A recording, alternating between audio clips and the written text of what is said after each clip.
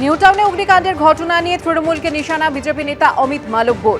SIR শুনানির কয়েকদিন আগে ইকো পার্কের কাছে ঝুপড়িতে আগুন। শুনানির জন্য বাংলাদেশি ও রোহিঙ্গাদের কমিশনের নোটিশ পাঠানোর আগেই আগুন।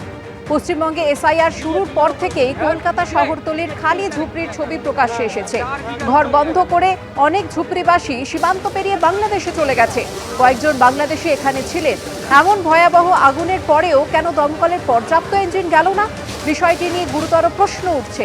নিউটাউনে অগ্নিকাণ্ড নিয়ে পোস্ট অমিত মালব্যর। এসআইআর এর খসড়া তালিকায় এই এলাকা থেকে হাজার হাজার নাম বাদ গেছে। এই সব বাদ পড়া নাম আবার ঢোকানোর জন্য পরিকল্পিত অগ্নিকাণ্ড। পরিকল্পিতভাবে আগুন লাগিয়েছে তৃণমূল, অভিযোগ তুলেছেন অমিত মালব্য।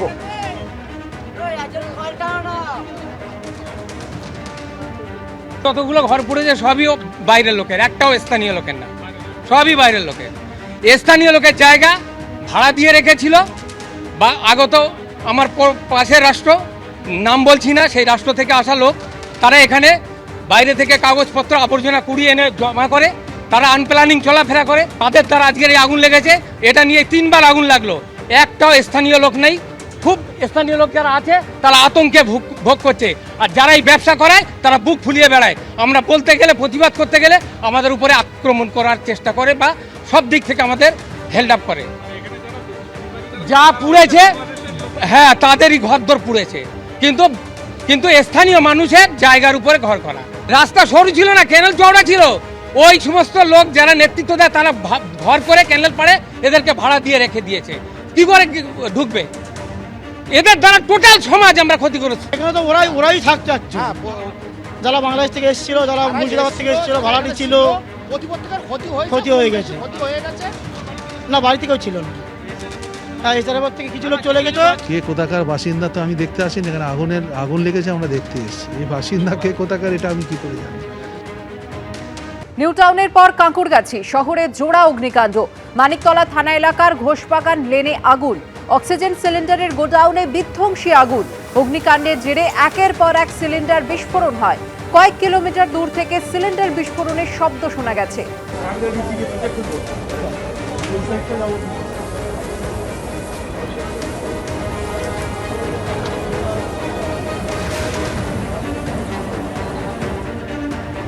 যে ছবি আপনারা দেখতে পাচ্ছেন, লেলিহান শিখা গ্রাস করেছে গোটা গোডাউনকে। অক্সিজেন সিলিন্ডারের গোডাউন যা অত্যন্ত দাহ্য, সেখানেই লেগে যায় এই বিধ্বংসী আগুন।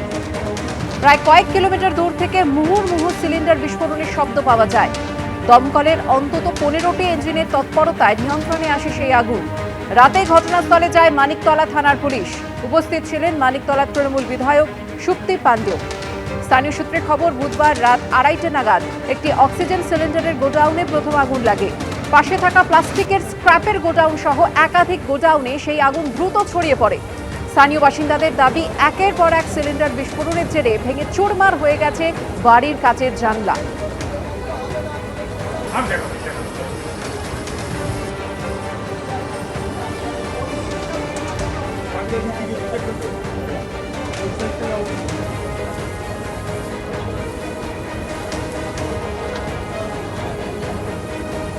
আর এর আগে নিউটাউনের ঝুপড়িতে লেগে যায় বিধ্বংসী আগুন। ইকো পার্কের 6 নম্বর গেটের কাছে ঝুপড়িতে বিধ্বংসী অগ্নিকাণ্ড।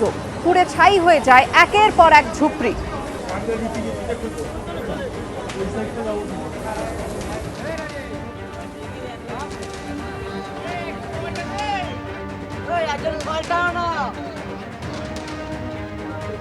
সন্ধ্যা 7টার কিছু পরে বিধ্বংসী আগুন লাগে নিউটাউনের এই ঘুনি বস্তিতে, এবং ইতিমধ্যে দমকলের 15টি ইঞ্জিন এখানে কাজ করছে, এবং যে ছবি দেখা যাচ্ছে যে শতাধিক বস্তি কার্যত পুড়ে ছাই হয়ে গিয়েছে।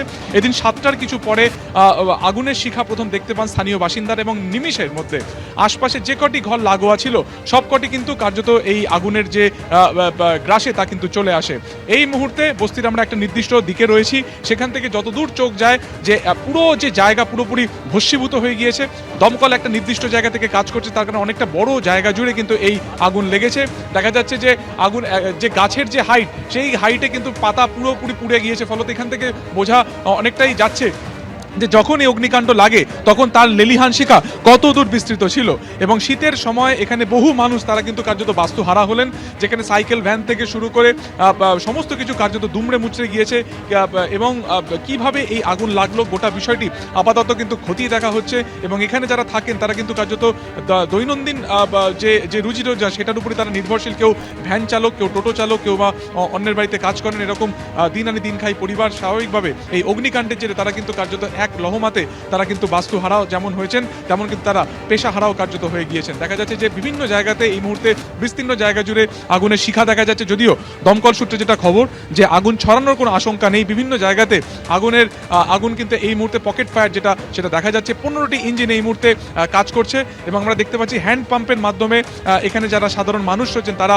বালতি করে জল আনছেন এবং তারা যতটা পারছেন দমকলের সাথে তারা আগুন কিন্তু নেভানোর কাজ করছেন। পুরো যে এলাকা বিদ্যুৎ বিচ্ছিন্ন করে দেওয়া হয়েছে, প্রচুর মানুষ তারা কিন্তু এই মুহূর্তে একেবারে বাস্তুহারা হয়ে গেলেন এবং দেখা যাচ্ছে একটা নির্দিষ্ট পোর্শনে এরকমই কিন্তু টিনের ছাউনি ছিল, কোথাও কাঠ বা একেবারে কাঠের কাঠামো দিয়ে সবটা প্রস্তুত ছিল।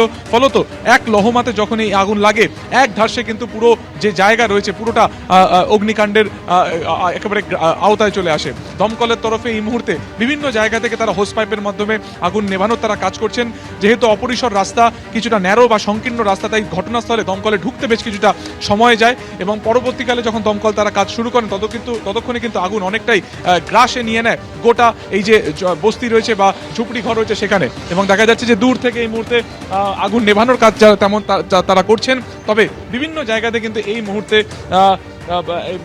কিন্তু আগুন জ্বলছে এবং ঘুনি বস্তি ঠিক এই ইকো পার্ক লাগোয়া এই যে বস্তি সেখানে কিন্তু এই মুহূর্তে বিধ্বংসী আগুনে শতাধিক যে ঘর তা কিন্তু কার্যত পুড়ে ছাই হয়ে গিয়েছে। ক্যামেরায় অ্যান্টনিতে রোজারিওর সঙ্গে সুকান্ত মুখোপাধ্যায়, এবিপি আনন্দ, নিউ টাউন।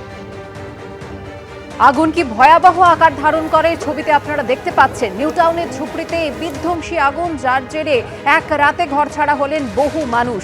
ইকো পার্কের 6 নম্বর গেটের কাছে ঝুপড়িতে এই বিধ্বংসী অগ্নিকাণ্ডের ঘটনা ঘটে।